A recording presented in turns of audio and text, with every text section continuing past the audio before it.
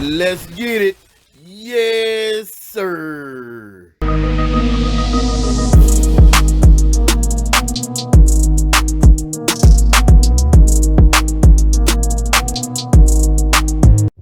What up, fam? It's your boy G Ridge. That fish you see right there in that blue dish, that is mahi mahi. Now I'm getting ready to fry red snapper. I have like 4 thick pieces of those. I'm gonna fry them 2 at a time. Anyway, fam, I also revamped some crabs. I have some leftover crabs, and what I did was when you put them in the refrigerator to save them for a day or 2, I wouldn't save them no longer than that. And you pour all the water off of them, and you put them in a bowl and wrap it up, and you put it in your refrigerator. Look how good they look.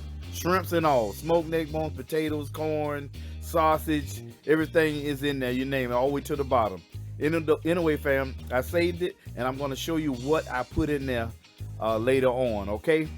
So that's fresh water is sitting in. That's just regular water, not even seasoned, because you know the crab's already done with seasoning. So I revamped it a little bit, and I'm going to show you what kind of seasoning I put in it. Okay, so now, as you can see, I'm frying, that's the red snapper. Look at that. Ain't that thing golden? Ooh wee. Y'all don't see me do this before, okay? And in that back pot back there, I got some water boiling. I'm gonna cook some fish with, some grits with that also, fam. I'm tongue-tied because my mouth get, look at that. You can tell that's red snapper when you see the back part like that. You see that redness in there? That's when you know you got the red tail snapper, all right? Okay. So what I'm gonna do now, I'm gonna take it out, I'm gonna add the other 2 in, fam. All right. And then I should be back to show you all the ingredients that I put inside the crab to re-season it without it being watery or over-seasoned, okay? It was simple, and it's easy. It's not, you don't, listen, fam, stick with your boy.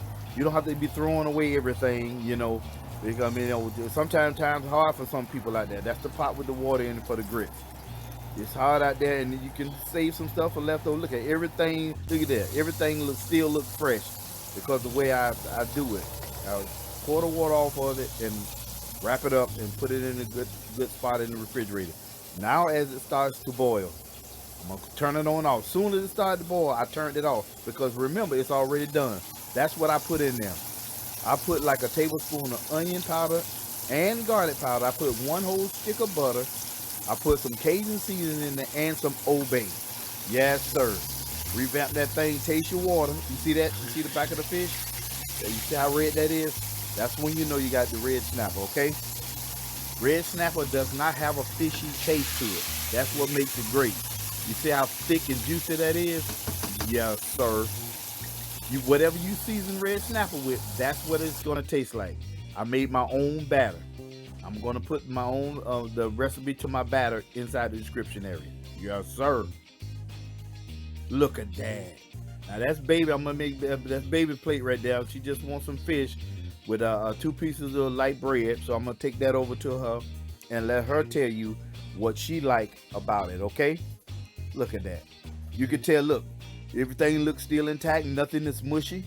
You see what I'm saying? I'm showing you. Everything still look fresh. Like, fam, here she is, baby. She already eating, and I'm a little late. Look at that. Let me see. Let them see it. Look how thick and juicy that fish is. That's red snapper, fam.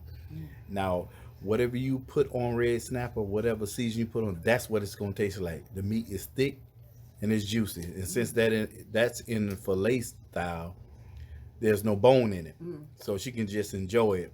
It's a chunk full of meat. I doubt if she eat both of those because they so thick. It's always after.